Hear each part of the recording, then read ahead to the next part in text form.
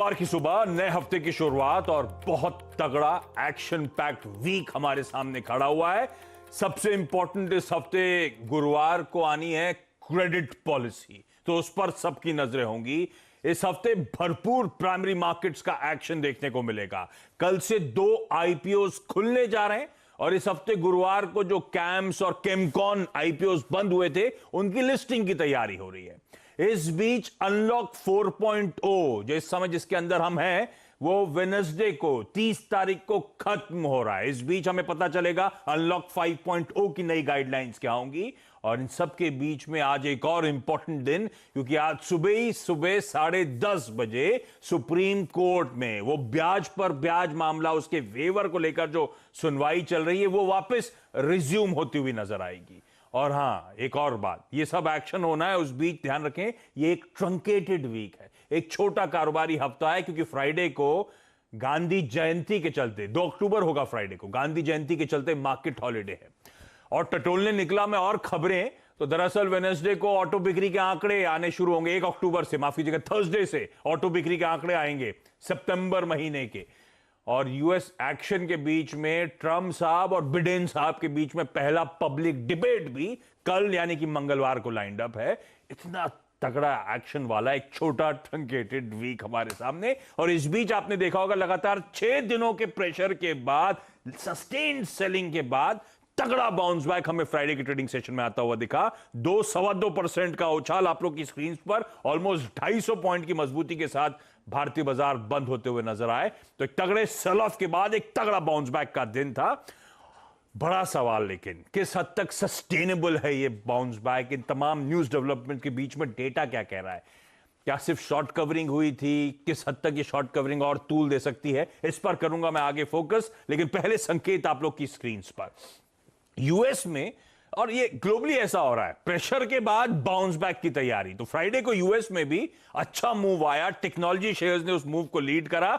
Eventually 1.25% से लेकर 2.25% तक की मजबूती यूएस में देखने को मिली। और जो हमने डाइजेस्ट करा था इसका एकदम विपरीत था तब और अब आपकी स्क्रीन पर आएगा। दरअसल हमने पचाया था 50-60 पॉइंट डाउ नीचे फ्राइडे को 3:30 बजे, उसके सामने डाउ मजबूती के साथ 350 पॉइंट का उछाल दिखा रहा था। और ये तो डाउ की तस्वीर है, नैस्डैक तो 2.25% उछाल दिखा रहा था। तो वो तेजी हम वो डाइजेस्ट इसमें नंबर्स में नजर नहीं आएगी।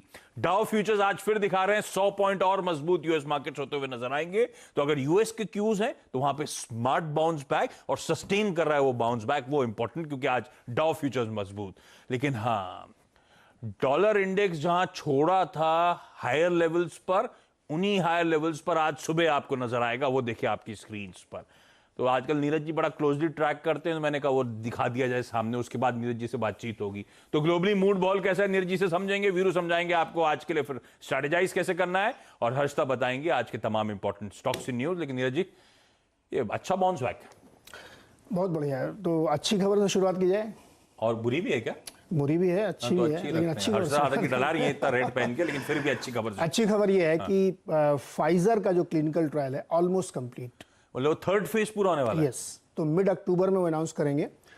लेकिन उनके अंदर से ही लोग ये कह रहे हैं कि हमको कम से कम 1 महीने यूएस एफडीए को दे देना चाहिए, जिससे वो ट्रायल दे देने। ये तो अच्छी खबर है यार, ये बहुत बड़ी खबर है। अभी देखिएगा आप दिन के दौरान ये और बड़ी होगी। तो जो कि फाइजर लैगिंग कर रहा था, उसके बावजूद उसने एस्ट्राजेनेका, मॉडर्ना सबको पीछे छोड़ दिया है। तो वो फाइनल ट्रायल का रिजल्ट अक्टूबर मिड में, और उसके बाद यूएस एफडीए के अप्रूवल के लिए राइगरस टेस्ट चाहिए उनको। तो उन्होंने कहा चलो नवंबर में करिए इसको। उनके साइंटिस्ट खुद कह रहे हैं कि यूएस एफडीए को आराम से तसल्ली कर लेने दीजिए। अरे वाह, एक होता है बोल बोल के हल्ला मचा के ढिंडोरा पीट के काम करना, एक होता है चुपचाप करके कमाल कर देना। फाइजर का भैया सरप्राइजिंग था कि कल मैंने 212 कंपनियों के की रिपोर्ट पढ़ी है, जिसमें सब ये कोरोना वायरस बना रहे थे, वैक्सीन बना रहे थे। उसमें ये पीछे था फाइजर, एस्ट्राजेनेका लीड कर रहा था। बट सरप्राइजिंगली सुबह जो खबर आई है बहुत बड़ी खबर है। तो फिंगर्स क्रॉस कि हो जाए, नवंबर में आ जाए वैक्सीन। तो ये बड़ा पॉजिटिव, बहुत बड़ा। ब्रोकर्स पोल में 90% ब्रोकर्स कह रहे थे साहब इस साल नहीं आएगी।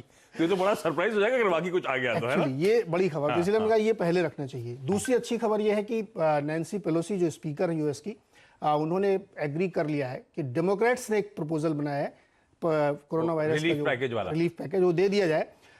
ट्रम्प चाहते थे $3 ट्रिलियन का हो, लेकिन अब वो $2.2 या $2.4 ट्रिलियन पे अप्रूवल के लिए एग्री हैं। तो मैंने कहा था ना, ये राजनीति है, कोई आदमी विलन नहीं बनना चाहेगा पब्लिक के सामने, तो वो उस पर एग्रीमेंट हो सकता है। तो मुझे लगता है कि इस हफ्ते हो सकता है इस पर ट्रम्प साहब भी मान जाएं।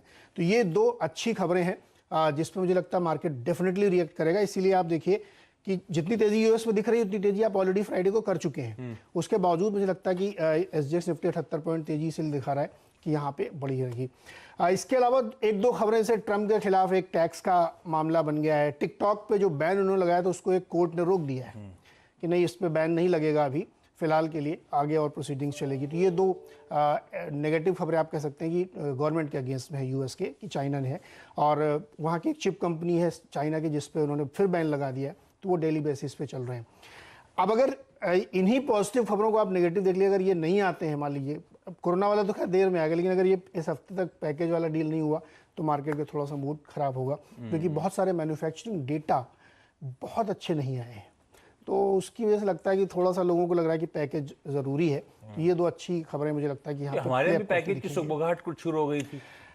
आपके यहाँ पैकेज की खबर लास्ट वीक चली थी। उसके बाद कोई ऑफिशियल कंफर्मेशन ऐसा कुछ भी नहीं आया ना अभी? नहीं, वैसा कुछ नहीं आया। फिर एक खबर कल मैंने पढ़ी कि 35,000 करोड़ रुपए का, ये तो क्या पीनट है, 35,000 पिछला 11 लाख 12 लाख करोड़ तो पता ही नहीं चला कहाँ चला गया। 22 लाख करोड़, 22 लाख करोड़ का तो पता ही नहीं चला कहाँ चला गया। तो ये खबरें वीकेंड में